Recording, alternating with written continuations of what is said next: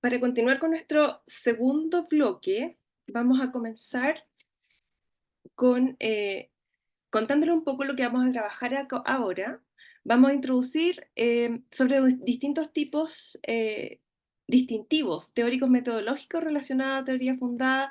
Esto no va a ser una cuestión tan exhaustiva, sino que hicimos una selección de aquellos distintivos más representativos. Y para comentarle un poco de esto y de lo que trata un poco la abducción, vamos a presentarles a nuestro Matías. Matías Faúndez es egresado de nuestra carrera de enfermería de la universidad con experiencia clínica en UPC en el Hospital San José de nuestra capital. Realizó su doctorado en la Escuela de Salud en Ciencias Sociales de la Universidad de Edimburgo, Reino Unido, llevando a cabo un estudio etnográfico con estudiantes de enfermería, orientado, por cierto, por teoría fundamentada. Actualmente es académico del Departamento de Enfermería de la Universidad de Chile y forma parte de nuestro comité editorial de la revista Chilena Enfermería.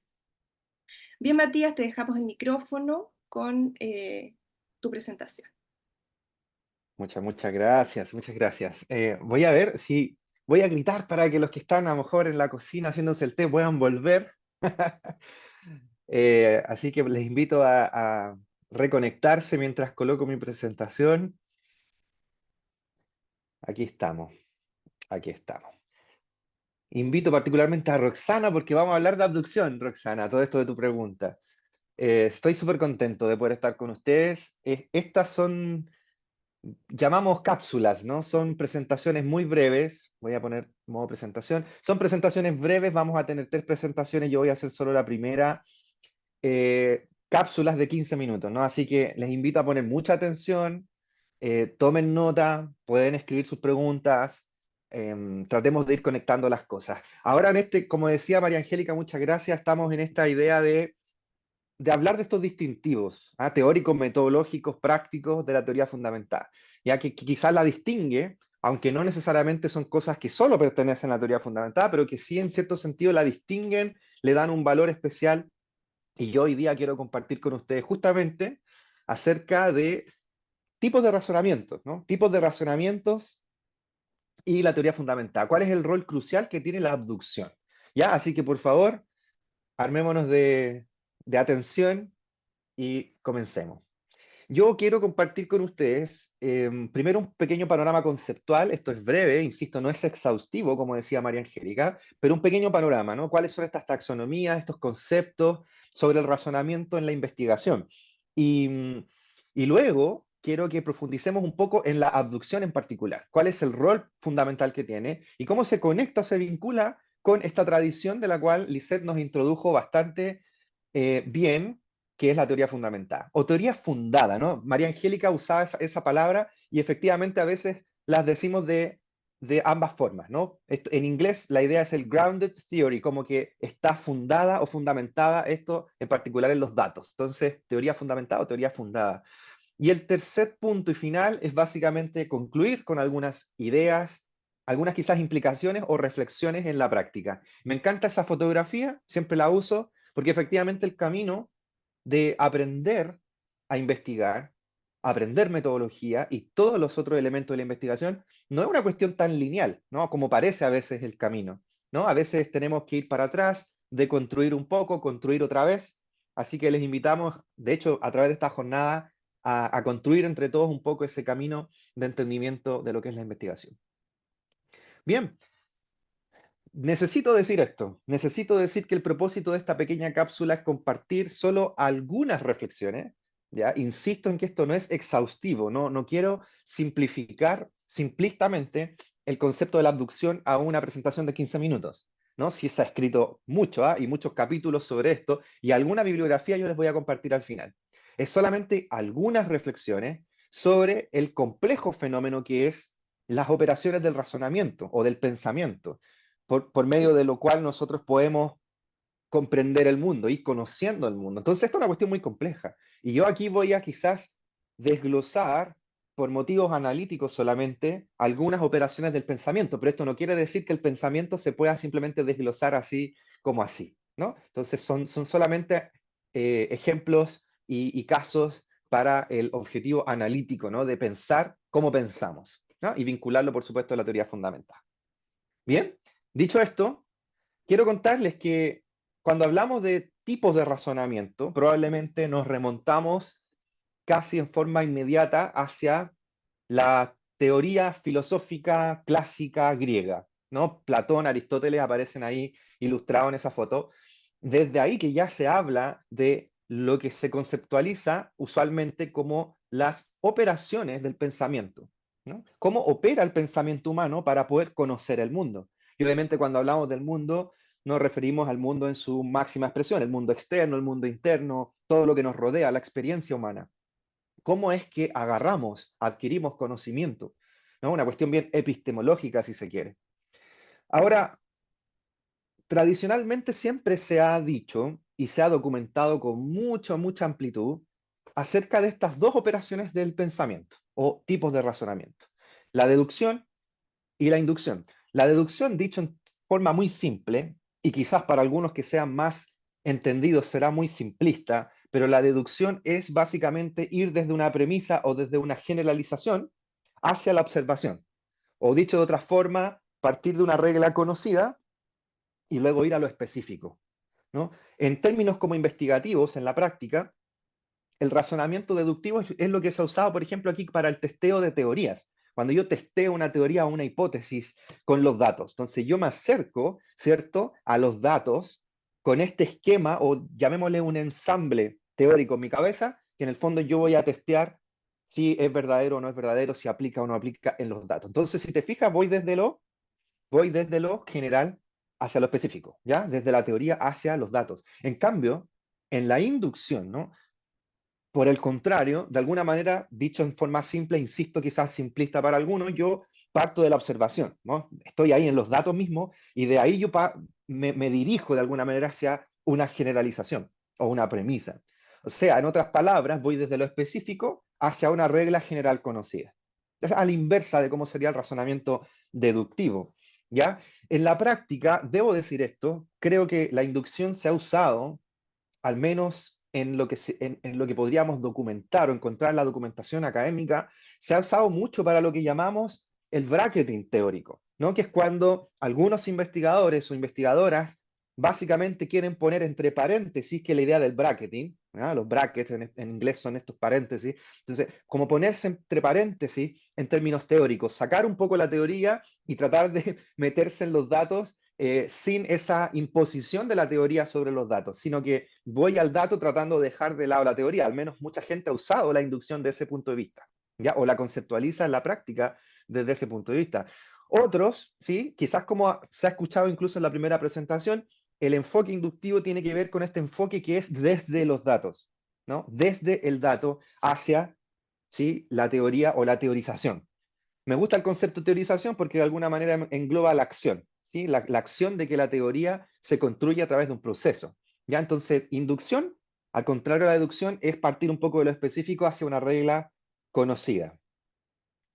Bien, ¿cuál es este surgimiento de la abducción que tenemos en alguna manera en el desarrollo de la historia de la ciencia? Y pongo surgimiento como entre comillas, porque algunos dirán que la idea de la abducción o el concepto data de hace muchos siglos, incluso de Aristóteles, pero sí debo decir que la abducción como fenómeno de estudio académico y acuñado y mucho más estudiado académicamente, emerge o resurge, digámoslo así, de lo que se llama el círculo de pragmatistas, ¿no? El pragmatismo norteamericano que tiene como pioneros a estos tres personajes que se parecían bastante, tenían, bueno, eran de la misma época, estamos hablando de finales de 1800 a principios de 1900.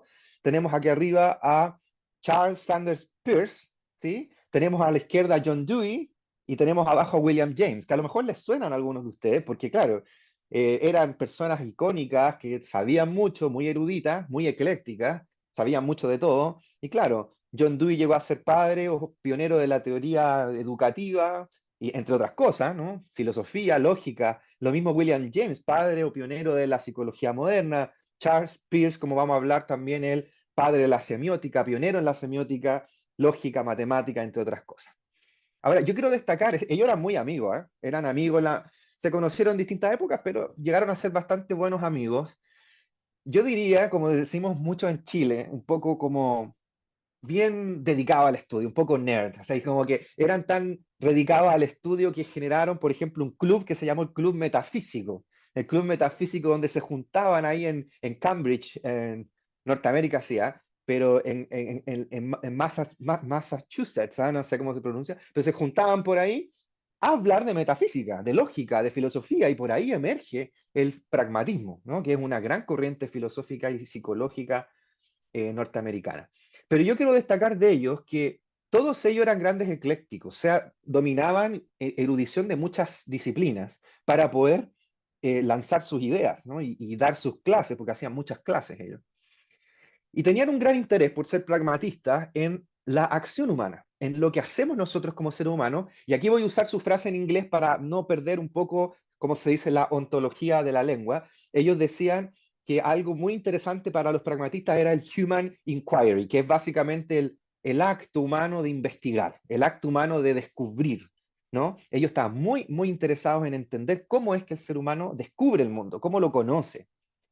Y fíjense que hay una frase que a mí me encanta de John Dewey. Él dice que todo comienza en la Human Inquiry, en el descubrimiento del mundo, él dice, some perplexity. Es como, todo comienza cuando en nuestro vivir en el mundo ocurre algo que nos genera discoyuntura, algo que de alguna manera nos pone en sorpresa. Hay algo a lo cual yo, el stock de conocimientos que tengo hasta ahora, no lo puedo responder. Entonces ahí comienza Human Inquiry, ahí comienza mi descubrimiento del mundo, de alguna manera, decía John Dewey. De hecho, eso es una gran premisa de la teoría del aprendizaje, John Dewey, que por cierto yo abrazo muchísimo. Fíjense que estos pragmatistas decían básicamente que de algo sorpresivo yo movilizo entonces un esfuerzo mental para poder explicarlo. Cuando hago eso, entonces estoy haciendo lógica de abducción. Abducción es que desde algo sorpresivo, algo para lo cual no tengo un stock de conocimiento que pueda abordarlo, explicarlo, entonces yo movilizo un esfuerzo creativo, mental, para poder entonces explicarlo. ¿Ya? Eso sería abducción dicho en forma muy simple.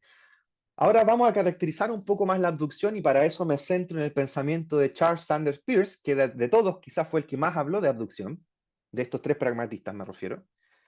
Y él definía básicamente, por ahí yo tengo las referencias, esta es una charla que él dio en Harvard, que la abducción es básicamente formar hipótesis explicativas, ¿no? El concepto de abducción también maduró en el tiempo, ¿no? Con el paso de los años de este mismo autor y con el paso también de los años desde el 1900 hasta ahora. Esto es una charla que él dio en el 1903.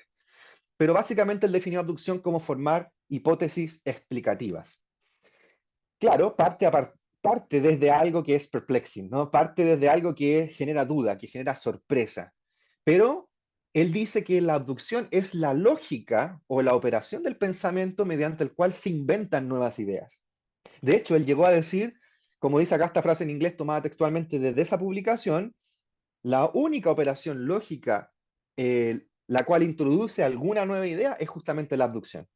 ¿Ya? La deducción y la inducción por sí solas solo reproducen o van corroborando lo que ya sabemos, pero a través de la abducción es que producimos nuevas ideas y nuevos conocimientos. Entonces, es un tipo de razonamiento, concluimos, que está enfocado en la generación de nuevas ideas. Y de hecho, este autor lo planteó de la siguiente manera en esquema. ¿Se acuerdan que en la lógica se utiliza mucho este esquema? El evento sorpresivo C es observado, pero si A fuera cierto, entonces sigue que C ocurriría. Por lo tanto, hay razón para sospechar que A es cierto. Ahí hay una lógica abductiva. Un evento C sorpresivo, perplexing, como decían ellos, yo planteo creativamente, con esfuerzo mental, que si A fuera cierto, sigue que C ocurriría. Y por lo tanto, ahí tengo una hipótesis explicativa y hay razón para sospechar que A es cierto. Y de ahí viene otro proceso, ¿no? Eso lo vamos a hablar después. Ahora, esto es una cápsula, insisto, es solamente una carnada para que ustedes queden interesados, interesadas en el tema. ¿Cuál es la relación entre abducción, investigación y teoría fundamentada? Bueno, aquí hay un autor, un sociólogo alemán, que dice que él cree que de alguna manera ha habido como un giro abductivo en la teoría de la ciencia, de la cual la teoría fundamental yo creo que es en gran parte responsable, ¿sí? Particularmente los teoristas fundamentados de las últimas décadas, ¿no? Cathy Charmas, Bryant, incluido, entre otros, ¿no? Que han un poco rescatado el pragmatismo de Peirce y otros pragmatistas en la generación de conocimiento científico. En la práctica, básicamente, se plantea lo siguiente. Cuando tú interactúas con los datos como investigador, algo sorpresivo entonces puede emerger de los datos. Esa es la lógica inductiva a la cual la mayoría de los teoristas fundamentados, particularmente de las últimas décadas, y vamos a hablar después que sobre todo aquellos que tienen una epistemología más constructivista, pero en la interacción con los datos algo sorpresivo emerge que para lo cual tú no tienes un stock de conocimientos en el momento que permita explicarlo. Entonces ahí, con ese acercamiento inductivo hacia los datos, entonces va a venir el proceso abductivo. Pero yo quiero aquí señalar algo. Cuando de emerger, criticado, de hecho, por algunas personas, emerger suena como mágico, ¿no? Como que una cuestión emerge mágicamente de los datos. No, no, no. No estamos hablando de magia, sino que estamos hablando de que aquí hay un investigador o investigadora que se correlaciona con los datos, que interactúa con los datos, que tiene una sensibilidad por la teoría, porque cada investigador o investigadora tiene también un distinto stock de conocimiento, y a través de estrategias como, por ejemplo, la codificación, de la cual hablaremos en un rato más, tú puedes tener un enfoque inductivo que propicie la emergencia de eventos o situaciones para la cual tú no tienes respuesta. Por ejemplo, una de esas cosas que Cathy Chalmers hablaba es la codificación abierta, ¿no? Una codificación que se centra más en lo que los datos están diciendo que está pasando, ¿no? Una descripción bien concreta de lo que pasa en los datos. Cuando esto sucede, entonces estamos frente a lo que describieron los pragmatistas, algo perplexing, algo que te genera duda, algo para lo cual quizás no hay respuesta en el momento, entonces viene esto sorpresivo, inesperado, y esto genera el espacio para entrelazar, como dicen algunos autores, corazonadas, ideas y elementos teóricos para generar una hipótesis explicativa. Y eso es una lógica productiva. Y fíjense que no es solo esto como del ensamble teórico formal, sino que las ideas, las corazonadas, la sensibilidad teórica que tiene cada investigador puesta en acción. Algunos investigadores hablan de la imaginación, de la creatividad, para proponer hipótesis explicativas. Ahí tenemos una lógica abductiva. Pero eso no es todo, porque luego de la lógica abductiva, que puede ocurrir, como mencionaba Lisette, a través de tomar esta hipótesis explicativa y compararla con los datos, ¿no? O, por ejemplo, como coloco ahí, que también lo vamos a hablar en un poquito más adelante, a través del muestreo teórico, es decir, un muestreo que está de alguna manera dirigido, ¿sí? Por la construcción emergente de una teorización. Entonces, yo paso de esta abducción hacia ahora una lógica más deductiva. Y se dan cuenta que están todas las operaciones de la mente en juego. Parto inductivo, realizo mi razonamiento abductivo y termino un poco empleando esa posible explicación abductiva en los datos a través de distintas estrategias que en teoría fundamentada se han desarrollado y se han descrito bastante ampliamente. Aquí entonces, no sé si ustedes lo logran ver, pero aquí yo tengo una teorización que se fundamenta en los datos. Parte inductiva, pero cuando viene lo perplejo, entonces viene la lógica abductiva que luego sigue a la deducción, ¿no? Donde yo puedo entonces empezar a construir una teorización que está efectivamente fundamentada en los datos. Y por último, quiero señalar que si se dan cuenta, la abducción, ¿por qué es tan clave? Porque reconoce el rol reflexivo del investigador. O sea, reconoce que la generación de nuevas ideas depende muchísimo de ese esfuerzo mental creativo donde se entrelazan corazonadas, ideas y elementos teóricos. Entonces, el bracketing acá realmente en el razonamiento abductivo no tiene mayor asidero, ¿no? Sino que todo lo contrario, es importante ser reflexivo sobre cómo yo interactúo y co-construyo la teorización en conjunto con el fenómeno, los participantes y el acto mismo de investigación. Y para finalizar, creo que ya estoy en el tiempo, quizá un poco pasado, solo quiero señalar, esta es una cápsula, que la lógica abductiva en el fondo nos permite entender que el razonamiento es muy complejo, ¿no? El razonamiento no es solo yo voy de aquí para allá o de allá para acá, sino que la abducción pone de relieve que la creación de nuevas ideas necesita un acto creativo, una fuerza mental, un momento de perplejidad, como decían los pragmatistas, y un momento de decir, oye, no sé, no tengo una explicación en mi stock de conocimientos para esto que está pasando en los datos. Entonces, el razonamiento abductivo nos ayuda a ver la complejidad de la investigación. Por otro lado, siento yo que podría ser un proceso intermedio entre la deducción y la inducción. Y aquí Ian Day, que es un investigador bien, quizás va a aparecer por ahí más rato, él usaba un poco esta terminología. Una cosa es ser abierto de mente y otra cosa es ser como, es cierto de que me gusta como lo dice en inglés, porque en español es más difícil, pero ser abierto de mente es una cosa y otra cosa es tener la cabeza vacía. No es lo mismo ser abierto de mente que tener la cabeza vacía. Por lo tanto, no es lo mismo tener una lógica abductiva en la cual yo quiero ser abierto hacia las perplejidades de los datos, hacia las dudas, hacia a lo nuevo. No es lo mismo eso que decir voy a hacer bracketing y voy a dejarme de lado a mí, ¿no? No voy a traer ningún elemento teórico a la investigación. No es lo mismo, dice Ian Day. Tercero y casi último, legitimiza la imaginación, la creatividad, la duda en la investigación. Ya, esa lo humaniza, si podríamos decirlo de otra manera. Me encanta esa conclusión. Y por último, creo que es importante ser reflexivo sobre cómo pensamos. Y cuando hablamos de tipos de razonamiento, en el fondo, eso es lo que estamos pensando. Ya sé que estoy pasado, quiero decir que para mí y para muchos teoristas fundamentados, esto aumenta el rigor de nuestra investigación. Cuando somos reflexivos sobre cómo llegamos a los pensamientos y teorizaciones que llegamos. Porque eso es caótico. Teorizar no es fácil, no es direccional y lineal. Entonces, ser reflexivo es fundamental. Y por supuesto, la teoría fundamental ha realzado el razonamiento abductivo y yo creo que eso es la razón por la cual lo ponemos aquí. ¿Ya? Aquí hay algunas referencias que se las puedo compartir a los que están interesados en saber más. Y nada más que dar las gracias por su tiempo y perdonándome el que me demoré un poquito más. Eso, muchas gracias, muchas gracias. Súper, muchas gracias Mati por tu presentación. Creo que nos aproximamos más, cada vez más a entender lo que es la torsión. Sí estamos un poquito pasados, pero lo podemos ajustar luego. Vamos a dar la palabra ahora a Lisette con su presentación. No sé si recordarles que al final de la jornada vamos a dar espacio para resolver algunas preguntas que la audiencia pueda tener. Bueno, Lisette, te doy la palabra entonces para que continúes. Gracias. ¿Pueden ver mi presentación, verdad? Sí, la vemos súper bien. Ok, súper. Em, bueno, y mi cápsula. Mi cápsula es hablar sobre muestreo teórico y eh,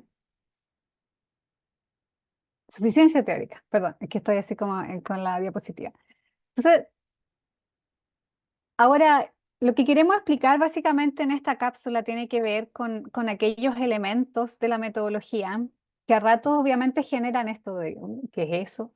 O cómo lo hago finalmente, ¿verdad? Porque suena, por supuesto que suena muy atractivo, ideal, ¿cierto? Bueno, genera una teoría. Em, a la vez, creo que hemos de hecho también elegido profundizar un poquitito más en estos conceptos porque finalmente son estos conceptos los que generan como qué es eso, no sé, entonces como que me alejo. Como que siempre obviamente es mejor estar con algo que uno es más familiar.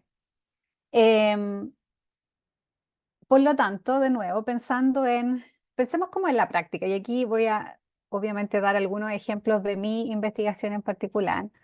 Em, bueno, yo hago investigación cualitativa ya hace varios años y, por supuesto, como todas las investigaciones cualitativas, ¿verdad? Necesitamos un muestreo, ¿verdad? Necesito gente con la cual yo pueda hablar o eventualmente pueda observar a través de entrevistas. Y, como ustedes sabrán, la mayoría de bueno, todas las investigaciones cualitativas parten con esta idea de la muestra intencionada, ¿verdad?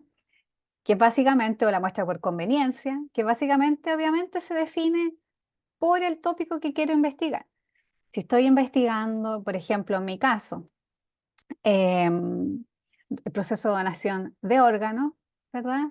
Aunque, bueno, igual ese tópico quizás como bien general, pero si estoy pensando en eso, quizás la lógica de mi muestra, ¿verdad? Intencionada por conveniencia va a ser, bueno, necesito hablar con gente que haya vivido el proceso de donación de órganos. Y ahí yo puedo tener, dependiendo del tipo de estudio que quiera, bueno, fue por donante vivo, por lo tanto, aquí esa es mi población.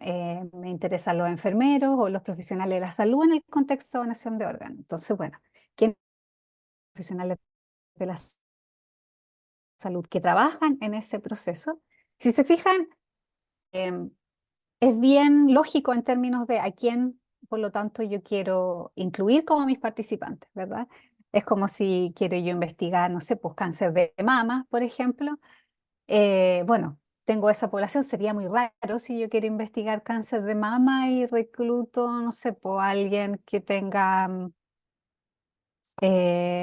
sé, pues un cáncer, ya ser un cáncer de pie, imagínense, un cáncer de garganta, por ejemplo.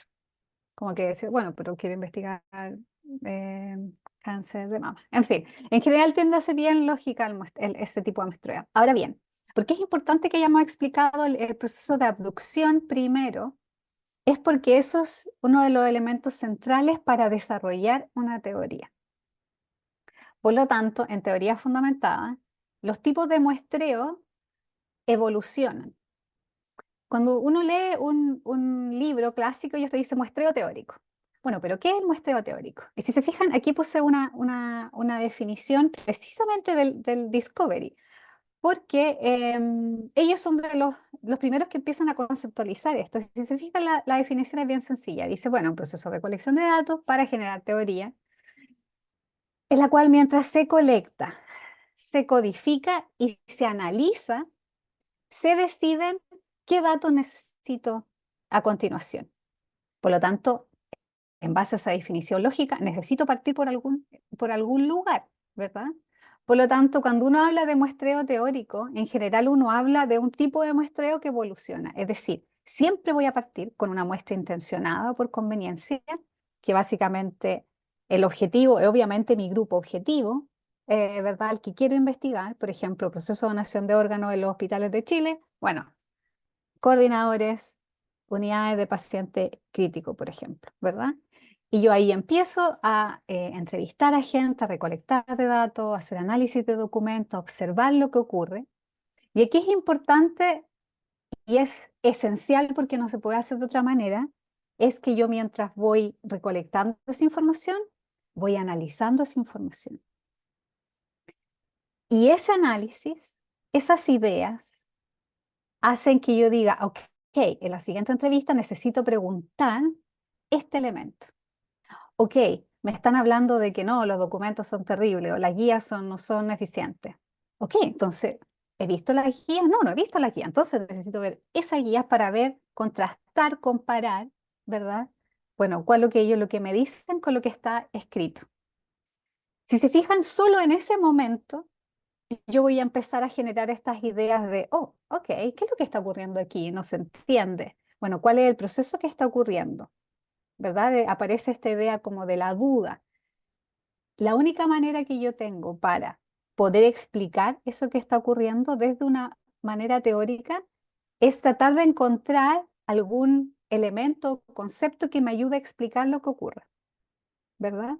Para yo hacer esos como saltos, necesito datos, es decir, por ejemplo, más entrevistas o más observaciones, pero aquí es importante también necesito literatura, necesito evidencia, necesito teorías que me ayuden a explicar lo que yo estoy viendo, lo que estoy viviendo en ese contexto.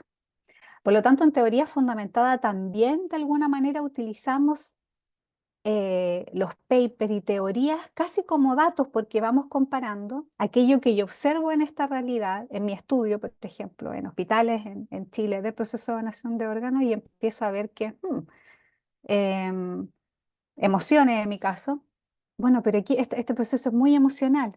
Bueno, ¿cómo yo conceptualizo emociones? Ok, ¿cómo los profesionales manejan las emociones? Y hay un montón de teorías que logran explicar eso desde la psicología, desde la sociología, y por lo tanto yo voy, leo esa teoría, por ejemplo, de la sociología, y digo, ¿es eso realmente lo que está ocurriendo en mis participantes? Por lo tanto, los datos que yo recolecciono tienden a testear y a comparar lo que ya me han dicho mis participantes, lo que estoy leyendo la teoría y que me pudiera ayudar a explicar aquello y mi siguiente entrevistado, por ejemplo, o mi siguiente observación. ¿Se entiende? Esa es la única manera en teoría fundamentada que yo haga este proceso de pensamiento, de tener esta duda, de tratar de hacer este esfuerzo de poder explicar lo que está ocurriendo. Pero de nuevo, para eso no puedo tener una cabeza vacía, al revés, de hecho necesito tener una sensibilidad teórica que me ayude a explicar eso que ocurre. Ujú. Y es así como de nuevo esta teoría va emergiendo. Yo ya no describo lo que está ocurriendo, sino que estoy tratando de explicar ese proceso a través de un concepto, de una idea. Y de esa manera, inmediatamente, pero de esa manera voy aumentando el nivel de abstracción de ese resultado, de lo que está eh, ocurriendo. Uno pudiera decir, bueno, pero en realidad hacemos esto en investigación cualitativa todo el tiempo. La realidad también sabemos, veo que la mayoría aquí somos investigadores, ¿cuántas veces hemos escuchado que, por ejemplo, la gente dice, ok, ¿cuántas entrevistas necesito hacer? 10. Ok, entonces voy a hacer 10 entrevistas y uno va entrevista 1, entrevista 2 y tengo la misma guía de preguntas, ¿verdad? Y esa misma pregunta yo la repito con 6 participantes. Y luego tengo, no sé, semanas transcribiendo y codificando. Los que hemos, obviamente, también en algún momento hecho ese tipo de prácticas, siempre estamos después, uy, pero esto es muy interesante, pero ya no, perdí la oportunidad, ¿cómo le pregunto? ¿Cómo lo hago? ¿Verdad? En ese sentido, teoría fundamentada es bien rigurosa y sistemática porque es muy difícil para generar una teoría, hacer 10 entrevistas de una, y de ahí tengo que esperar todo ese tiempo de análisis para decir, bueno, este concepto está saliendo y esto es lo que necesito preguntar en la siguiente. Por lo tanto, las guías de entrevistas, siempre uno, para comité de ética, y es una de las preguntas que aparece ahí, uno parte con una guía de lo que uno comienza a preguntar como una guía, pero es inherente de la metodología que esa guía va a ir cambiando, porque esas preguntas van a depender exclusivamente de mi análisis y la siguiente de lo que necesito para comenzar a identificar estos conceptos. La otra pregunta clásica en esta pequeña cápsula es, ¿hasta cuándo? ¿Verdad? Esta es la pregunta del millón. ¿Hasta cuándo? ¿Cuántas entrevistas necesito? ¿Cuántas observaciones? ¿Cuántos documentos? ¿Hasta cuándo? Y aquí es que aparece el clásico, que es como el cliché, hasta que sature. El concepto de saturación también nace, de hecho, desde la teoría fundamental, o lo presenta Gleiser y Strauss, y ellos hablan de esta idea de la saturación teórica, ¿verdad? Y también, como ven en su clásico, ellos dicen, y esta es más o menos la traducción, que no hay nuevos datos, ¿verdad?, que desarrollen nuevas propiedades a la categoría. Recuerden que la categoría es como la teoría que estoy generando, es decir, no tengo información adicional que me ayude a dar ya sea más características, por ejemplo, a esa categoría o más propiedades. Chalmers también, ella plantea como que esta idea de las ideas, porque Chalmers comienza a ser un poco más explícita en esta idea de abducción, es decir, estoy entrevistando, sigo recolectando en este análisis continuo, pero ya no tengo estas como dudas o estas nuevas ideas, perspectivas teóricas. Si se fijan, ambas van necesariamente de la mano. Para yo generar esta saturación teórica, y ahí es teórica, perdón, muestreo, tienen que necesariamente ir de la mano, ¿verdad? En este proceso de análisis, y este análisis no me da nuevas ideas.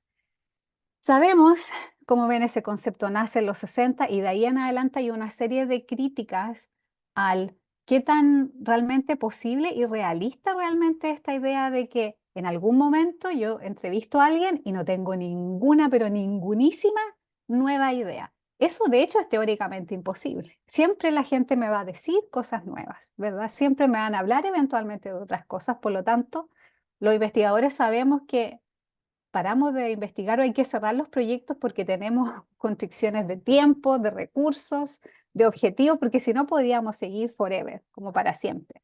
Y es que aquí nuevos y más autores más contemporáneos comienzan a dar nuevos conceptos en términos de lograr esta saturación teórica. Y aquí quise introducir esta idea de la suficiencia teórica que plantea Day a principios de los 2000, que él básicamente habla de esta idea de suficiencia, esta idea de hasta qué momento es suficientemente profundo, suficientemente creíble, suficientemente robusta esta idea de teoría de concepto que estoy realizando. Y si se fijan, hablan de nuevo, ¿es suficiente? ¿Es suficiente? Y si se fijan, esto es algo que uno repite mucho en las supervisiones, o uno mismo cuando hizo el doctorado, cuando te dicen, tiene que ser suficientemente robusto. Perfecto no va a ser jamás. Completísimo no va a ser jamás, porque el proceso de pensamiento e investigación no funciona de esa manera, ¿verdad? Sino que tiene que ser lo suficientemente robusto y riguroso. Y es por eso que últimamente hemos estado ocupando este concepto más que la saturación teórica. En general, es importante, obviamente, cuando uno hace teoría fundamentada, entender el concepto sin duda, pero en términos de aplicabilidad, porque uno cuando publica teoría fundamentada, una de las cosas en aspectos de rigor es que yo tengo que demostrar en qué momento paré, en qué momento conseguí esta saturación teórica. Y es por eso que este otro concepto que habla de la suficiencia teórica, de alguna manera permite a mí como investigador decir, bueno, yo paré cuando mi categoría estaba suficientemente explicada, suficientemente robusta como para que pueda explicar el fenómeno que estoy realizando. Y esto es relativamente, yo diría, un concepto quizá desconozco si se ha usado aún en español, pero en inglés se utiliza bastante. Y voy a parar aquí. Sí, está bien, no sé cómo estoy de tiempo. Sí, nos queda un minutito, Liz. Oh, súper. Así es que, pero quizá el mensaje, quizá en este último minuto, de nuevo, en términos de rigor, recuerden como cuando hablaba de las 5 características para yo decir, sí, yo hice una teoría fundamentada, es el muestreo teórico. Es decir, este concepto, cómo yo demuestro que logré ese punto. ¿Cuándo? ¿Por qué? ¿Y cómo? ¿Y cómo? Yo en mi tesis obviamente explico esta idea, obviamente, de saturación, hago una crítica porque efectivamente algo que uno ve en muchas publicaciones que la gente dice, oh, utilicé muestreo teórico, así como, ok, pero no existe mayor demostración de realmente cuándo y cómo eso ocurrió. Sobre todo la crítica cuando sabemos que muchas veces la práctica eh, ya sea por presiones o por lo que sea, la gente colecta datos y después nos dice, no, hice una teoría fundamentada. En este caso, en términos de rigor, tiene estas consideraciones especiales. Gracias, Matías. Súper, súper. Un aplauso para ti, Liz, por compartirnos esta cápsula. E insistimos en la idea que son cápsulas, ¿no? Son pequeñas carnadas, digo yo, para que quedemos interesados. Y claro, si alguien quiere saber más, haga preguntas, pídanos bibliografía, contáctese con nosotros, ningún problema. No me cabe duda que Lisette y Liliana son colegas muy abiertas a compartir lo que han aprendido. Queremos, de hecho, avanzar rápidamente a nuestra tercera y última cápsula, que sería la última intervención de este segundo bloque. ¿Ya? Después vamos a tratar de tener un break para que podamos descansar un ratito, pero aquí quiero que presten atención, ¿no? Porque tenemos una invitada estelar, ¿sí? Que les voy a presentar a continuación. Estamos hablando de la doctora Miliana Ramírez Pereira, ¿ya? Ahí está, puedes saludar, Miliana, ¿sí? Ahí está Miliana. Ella es profesora asociada acá en el Departamento de Enfermería de la Universidad de Chile, ¿ya? Es enfermera matrona. Ella es especialista en enfermería nefrourológica, ¿ya? Es especialista en políticas públicas de cuidado con perspectiva de género, magíster en psicología y doctora en enfermería. O sea, eso es bien interesante, ¿ah? También la gran trayectoria bien ecléctica que ha tenido Mirliana. Es profesora invitada en diferentes programas de magíster y doctorado aquí en Chile y también en el extranjero, en las áreas de enfermería, en salud pública, en ciencias sociales. Ella también es presidenta del Comité Científico de la Sociedad Chilena de Enfermería en Diálisis y Trasplante, integrante de mesa de trabajo en el Ministerio de Salud de Chile en las áreas de promoción y prevención. De hecho, con publicaciones muy interesantes en ese ámbito. También representa a América Latina y el Caribe en el grupo de trabajo global del International Council of Nursing, Nurse Practitioner Advanced Practice Network. Y es senadora universitaria acá en nuestra universidad, que es un cargo muy especial y de lo cual nosotros estamos muy orgullosos también. Aprovecho de decirte, Miliana, senadora universitaria elegida democráticamente, representando a la Facultad de Medicina en el Senado Universitario de la Universidad de Chile en el periodo 2022-2026. Y les comentamos esto para que sepamos también aprovechar y disfrutar esta presentación que nos trae Emiliana, esta tercera cápsula, y le doy el paso para que pueda compartir su pantalla y hablarnos de este distintivo también que es la codificación en teoría fundamentada. Vamos, Muchas Emiliana. gracias, Mati. Buenos días a todas y todos. Siempre da un poco de pudor las presentaciones, es como los títulos nobiliarios, yo así como, oh, no, suficiente. Pero muchas gracias por la presentación. Bueno, antes de comenzar con la presentación en sí, me gustaría comentarles que nosotros con Mati y con Lisset nos reunimos antes para conversar un poco sobre nuestras distintas aproximaciones. Entonces ahí nos dimos cuenta que, claro, venimos de distintas tradiciones quizás, pero sí tenemos hartos puntos en común que son los que han compartido los colegas anteriormente y que yo voy a seguir bajo el mismo hilo. Los chiquillos se formaron en Edimburgo, yo me formé en Chile con el doctorado, pero hace aproximadamente unos 12 años, 13 años que viajo a tomar clases a Urbana-Champaign con Norman Denzin hasta el año 2000, el año pasado que falleció, y con Kathleen Charmas, con Adel Clark, con Janice Morse, que son los padres y madres de todas estas distintas tradiciones. Lo otro que quisiera mencionar es que muchas de las tradiciones que uno toma en teoría fundamental tienen que ver con la experiencia de vida que tenemos como investigadoras e investigadores, y es una decisión bien subjetiva de qué manera una u otra línea uno le va acomodando o siente que le resulta más adecuada para el tipo de investigación. Por otro lado, uno no siempre usa la misma variante de teoría fundamental, sino que puede ir diversificando dependiendo del tipo de investigación. Les comento que en el magíster en psicología usé, por ejemplo, a Kathy Charmas. Luego en el doctorado usé la más clásica, que tiene que ver digamos, con el proceso de Gleiser y Strauss, pero también he usado en otras investigaciones a Strauss y Corbin. Entonces ahí vamos diversificando también. Lo otro, sobre lo que comentaba Lisset, que era como una telenovela, y en realidad es así, porque dentro de las razones por qué hubo esta separación entre Gleiser y Strauss es porque también empezó a trabajar con ellos Juliette Corbin, que es enfermera, y que ahí también hubo algunas diferencias, no voy a entrar en detalles porque ahí sí que va a aparecer teleserie, pero también eso ha significado todas estas variantes. Entonces, insisto en este punto porque nuestra subjetividad siempre está presente. Así que bueno, vamos con la presentación. Entiendo que tengo 15 minutos, Mati. Así es. Así es, ya, ok. Entonces vamos a abocarnos rápidamente a la codificación. Súper importante cuando nosotros estamos diseñando investigación es tener claro bajo qué paradigma estamos trabajando, que tenemos los 5 paradigmas clásicos, que son los que menciona Uwe Lincoln.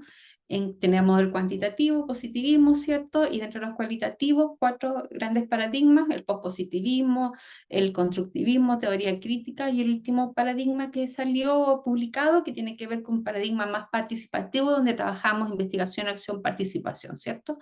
Entonces, también estas mismas variantes que tenemos de la teoría fundamentada o fundada, déjenme que no se me está moviendo, ahí sí. Después vuelvo a esa. Estas mismas variantes están también alineadas con uno u otro paradigma. Entonces tenemos la variante clásica, que es la variante emergente de Gleiser-Strauss del año 67. Después tenemos la dimensional, que es de Schwarzman del año 91, la sistemática de Strauss y Corbin, donde ellos ya definen estas 3 etapas de codificación: abierta, axial y colectiva; la postmoderna, que es de Clark; y la constructivista, que es de Charmas del año 2006. Esos más o menos son las más aceptadas. Igual hay otras variantes que han introducido, por ejemplo, V. Frick, que es alemán, y reemplazando investigadores, unirnos en cualquiera de estas. Lo importante acá es que esté bien referenciado, y si es que vamos a trabajar con la variante sistemática, por ejemplo, de Strauss y Corbin, sigamos los lineamientos que ellos definen. Si nosotros queremos hacer modificaciones, variaciones, creación, inventos, estamos en nuestro derecho siempre y cuando esté basada en evidencia y en las publicaciones y en la referencia. O sea, no partamos de cero inventando cosas si es que no tenemos un suficiente sustento teórico, ¿ya? También quiero decir dónde me paro yo como investigadora, porque como insisto, la subjetividad siempre está presente. ¿Dónde estoy yo como investigadora y hacia dónde quisiera que fuese nuestra investigación o mi investigación? Yo espero que la investigación que hagamos realmente sea un aporte a la sociedad, que sea un puente entre quienes toman las decisiones, que son los que hacen las políticas, y nosotros que estamos investigando, y no que estemos por carriles separados, porque eso va a significar que muchas decisiones que nos afectan a todos como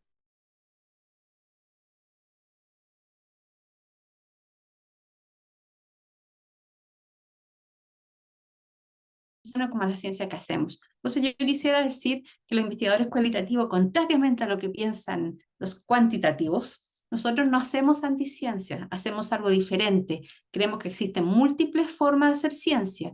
Creemos en un sueño que puede ser duro, fuerte, interpretativo, crítico, realista, posrealista y poshumanista. Creemos en que no hay certezas. Y en eso lo mencionaba Lisette hace un rato. No tenemos certeza de que hemos saturado, de que hemos llegado a una suficiencia, porque no hay certeza, pero por sobre todo creemos en la capacidad que poseemos los seres humanos de hacer transformación social. Nosotros interpretamos, irrumpimos, desafiamos. Tenemos una orientación política que es radical, democrática e intervencionista, en el sentido de que aspiramos a una transformación social. Bueno, importante la coherencia, desde título hasta las conclusiones. A mí de verdad que me da ataque cuando veo que me ponen estudio fenomenológico y parten y hacen análisis de contenido, o sea, o no tienen referentes teóricos filosóficos, por ejemplo, o sea, oye, pero ¿con quién estás trabajando? ¿Bajo qué referente? ¿Por qué estás usando análisis fenomenológico, lo distinto? En fin, sumamente importante la coherencia, tanto desde nuestra posición paradigmática, desde la metodología hasta las técnicas de recolección de datos y análisis en general. ¿Dónde estamos parados como investigadores? ¿Cuál es mi posición ontológica, ética, epistemológica sobre lo que yo estoy estudiando? ¿Dónde me paro? Esa es la primera reflexión que hacemos. Nos sentamos y decimos, ¿por qué quiero estudiar esto? ¿Por qué me interesa? ¿Dónde está?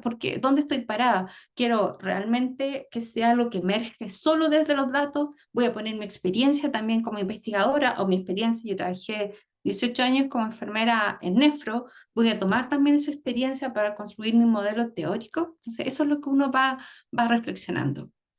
Esto ya lo vimos. Entonces, de todas estas tradiciones diversificadas que les mencionaba, hay elementos que son comunes, como es la comparación constante, el muestreo teórico, la elaboración de los memos, memorandos y la sensibilidad teórica, que algo mencionó Lisette. Aquí me gustaría rescatar la importancia de las notas de campo que vamos tomando. La tradicional bitácora que nosotros tenemos, usémosla. No basta solo con el análisis del texto que estamos revisando, o el análisis de las imágenes, o de la película. Recordemos que teoría fundamentada no es solo análisis, no es solo entrevista, podemos usarla en cualquier área, en cualquier mundo, en cualquier contexto. Entonces, importante la toma de los datos, y también importante qué va pasando conmigo como investigador o investigadora, especialmente si es que trabajo desde el constructivismo, porque el constructivismo parte que el conocimiento se construye entre todas y todos. Por lo tanto, nosotros tenemos que considerar qué nos va pasando como investigadores, qué pasa con nosotros cuando estudiamos temas sensibles que nos mueven y nos conmueven, ¿cierto? Bueno, vamos codificando. Vamos a trabajar con entrevistas, tomamos la entrevista. Los Gleiser y Strauss dicen que hay que leer línea por línea, a ir sacando el código o la idea principal, ¿cierto? Entonces nosotros vamos codificando de esa forma para luego unirlos e ir formando estas categorías que a su vez se vuelven a unir, y llegamos a una metacategoría que constituye la primera parte de la codificación, que es la codificación abierta. Acá nosotros tenemos... Estoy tratando de pasar rápido porque, como decía Mati, es una cápsula. Tenemos una primera etapa, que es la codificación abierta, donde hacemos nuestro análisis más bien descriptivo. Recién mencionó Lisette que la codificación axial no era más compleja, etc. Sí, es más compleja. Ahora, desde mi experiencia y desde mi experiencia más local, quizá, es súper importante la codificación axial, esto desde la mirada de Strauss y Corbin, porque nos contextualiza los problemas. O sea, los problemas no están aislados como fenómenos aislados, sino que tienen un contexto que los está rodeando y que es parte de la construcción del fenómeno y de la comprensión más profunda del fenómeno. Mediante la codificación axial, nosotros podemos llegar, ¿cierto?, a una teoría sustantiva. Inclusive hay muchos investigadores que se quedan hasta ahí, con la teoría sustantiva. Cuando nosotros hacemos el pensamiento abductivo y podemos hacer esta digamos, unión entre los distintos elementos que están configurando nuestra investigación. Entonces ahí nosotros podemos llegar a una teoría sustantiva y luego nosotros ya llegamos a la codificación selectiva, donde creamos la teoría, una teoría que llegue a explicar un fenómeno. Entonces nuestro gran objetivo cuando usamos teoría fundamentada y cuando usamos las 3 grandes etapas, o las 2 etapas como también habla Kathy Charmas, es llegar a construir una teoría. Ahora, lo relevante que tiene, a diferencia de cuando usamos el pensamiento abductivo, donde nosotros podemos tomar teóricamente muchas teorías, valga la redundancia, y unirlas y conformar desde la base, desde la experiencia misma de las personas, desde la experiencia vivida o desde la mirada que hacemos de nuestro entorno. Entonces, esa es la riqueza que tiene desde mi punto de vista, desde mi experiencia como investigadora, la teoría fundamentada. Entonces, ¿qué hacemos acá? Nosotros tenemos que interpretar, ser bastante flexible, estar continuamente preguntándonos cosas y alternar nuestro pensamiento inductivo y deductivo. Puse depende porque si nosotros pensamos en la turista, en la del año 67, ellos decían que era inductivo el fenómeno, como mencionaba Mati recién. Pero después viene Strauss y Corbin y hablan también desde el pensamiento deductivo, y a medida que va evolucionando, va adaptándose a los tiempos, vamos cambiando y vamos agregando otros tipos de pensamientos. Hay autores como por ejemplo Johnny Saldaña, que dice que hay 15 tipos de pensamientos distintos cuando nosotros trabajamos en cualitativa. Entonces nosotros nos enfocamos en estos 3 principalmente, pero hay una variedad increíble. Hay un libro muy bueno que se llama Pensando Cualitativamente, Johnny Saldaña, que lo pueden buscar, está en Amazon en la web. Bueno, entonces vamos a codificar la codificación abierta, vamos línea por línea, podemos también codificar frase o un párrafo o un documento completo. Es sumamente cuidadosa, podemos usar códigos in vivo, eso va a decir que usamos la misma palabra que dijo el paciente. Voy a poner un ejemplo. Por ejemplo, a mí me dio mucho miedo, una voz de un paciente, a mí me dio mucho miedo la primera diálisis porque me tuvieron conectado a una máquina. Entonces podemos usar miedo, ¿cierto? Como código in vivo. O podríamos usar también otro código que sería in vitro, que tiene que ver más bien con una interpretación de lo que él dice, temor a la máquina, por ejemplo. Luego nosotros estos códigos que vamos formando los reagrupamos y formamos estas categorías y continuamente estamos revisando y creando nuevas categorías, y de esa forma llegamos a una codificación abierta hasta crear una metacategoría familia. La codificación axial es la búsqueda activa y sistemática de propiedades. Acá nosotros, nuevamente, en nuestras notas de campo, interpretamos, tomamos los memos, vamos revisando las ideas que vayan surgiendo, y este procedimiento se hace conjuntamente: codificación, análisis y recogida de datos complementarios. ¿Por qué creo que es importante la generación de teoría? Porque nosotros mismos, que nos hemos formado en otras partes, en el norte global, usamos muchísimo la referencia de fuera. Pero ¿qué pasa con nuestro conocimiento local, situado, que debiéramos generar también en Latinoamérica?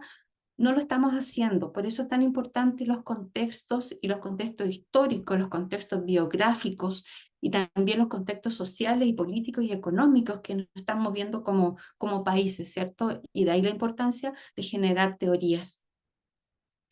Esto es un esquema que nos muestra la codificación axial, donde tenemos el fenómeno en estudio, tenemos que es la categoría central, aquella que más se repite, tenemos los antecedentes que rodean nuestro fenómeno, condiciones que pudieran estar interviniendo en este fenómeno, un contexto que nos engloba, qué es lo que se está haciendo, qué es lo que hace el paciente como acción para, por ejemplo, sobrellevar su enfermedad renal, y qué consecuencias tiene esta acción. Y todo esto que nosotros, en el fondo nosotros, en la primera parte, que es la codificación abierta, deconstruimos este esqueleto y luego en la codificación axial volvemos a armar el esqueleto para tener una comprensión más acabada y más reflexiva del fenómeno a través de la generación final de una teoría sustantiva a este nivel. Y luego pasamos a la codificación selectiva, donde nosotros nuevamente tomamos el fenómeno y decimos cuál es lo más importante, qué elementos nos están dando esta recurrencia de datos, y ahí nosotros creamos una teoría, pero una teoría que recoge primero el elemento que todas las categorías se pueden relacionar con ellas, ¿cierto? Aparece con frecuencia los datos, esto viene de Strauss y Corbin.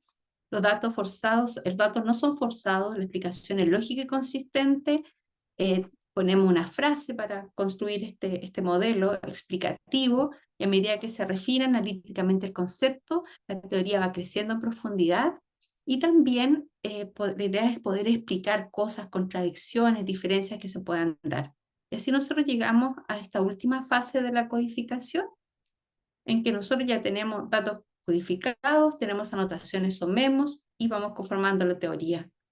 Entonces las reflexiones de los memos también nos ayudan a buscar más contenido que se pudiera ir escondiendo en estos temas o categorías principales. Y también para poder comenzar a crear nuestra propia teoría tenemos que sí o sí incorporar estos memos y también nuestra experiencia vivida. Finalmente, quisiera decir que cuando nosotros llegamos a construir este modelo explicativo, que es la teoría formal como tal, es un modelo que incorpora tanto nuestros datos, que vienen desde las entrevistas, análisis de documentos, desde las imágenes, etcétera. Incorporamos también lo que dice la evidencia científica, que nos va complementando esta información. En el fondo es como la discusión de nuestra investigación, pero también incorporamos nuestra propia experiencia como investigadores y como en el caso que se tenga una experiencia real desde el campo también, desde nuestra propia vivencia, como por ejemplo enfermeros en nefro o en diálisis, que es el área que ella ha trabajado. Así que eso sería ahí algunas referencias. Acá adelante yo puse, creo, mi correo es mirliana@uchile.cl si es que hay algún comentario. Eso. Súper, No sé. súper, tremendo. Muchas gracias, Miliana. Un aplauso para Miliana también, que además están todos terminando en el horario, pero perfecto. Ya, yo sé que no todos somos así como muy ceñidos a eso, pero eso también ayuda a las velocidades y al flujo, y agradezco mucho, Miliana y Lisette, que hayan atendido a eso, porque en el fondo estos temas son gigantes. De hecho, han salido por ahí algunas preguntas que es interesante que leamos el chat. Por ejemplo, Daniela preguntaba si lo que hablaba Emiliana era similar o parecido a lo que algunos autores hablan de código semántico latente. Por ahí yo puse una respuesta para que puedan mirar. Igual podemos tomar eso quizás para el final, ya las distintas etiquetas que existen a veces para hablar de distintas aproximaciones hacia la codificación. Es muy interesante. También Lisette aprovechó de colocar una pequeña clarificación ahí, que un refuerzo un poco de estos conceptos que a veces son difíciles de comprender para los que no tienen formación filosófica, pero también aparece un poco una pequeña definición de ontología y epistemología, algunas preguntas clave. Así que de verdad súper interesante todo esto, porque está generando movimiento y discusión, y eso es lo que queríamos, ¿ya? Así que muchas gracias, Mirliana, nuevamente, gracias, Lisette. Vamos a pasar a nuestro tercer bloque luego de un pequeño break. Así que 5 minutos tenemos ahora, a las 10:51 hora Chile, a ver si nos reencontramos acá. Pueden tomarse un tecito, un café, ir al baño, refrescarse la cara, y nuevamente si tienen preguntas en relación a las cápsulas, retomémoslas al final, ¿vale? Muchas gracias. Nos vemos entonces en 5 minutitos. Gracias, Miliana. Gracias, Lisette, nuevamente.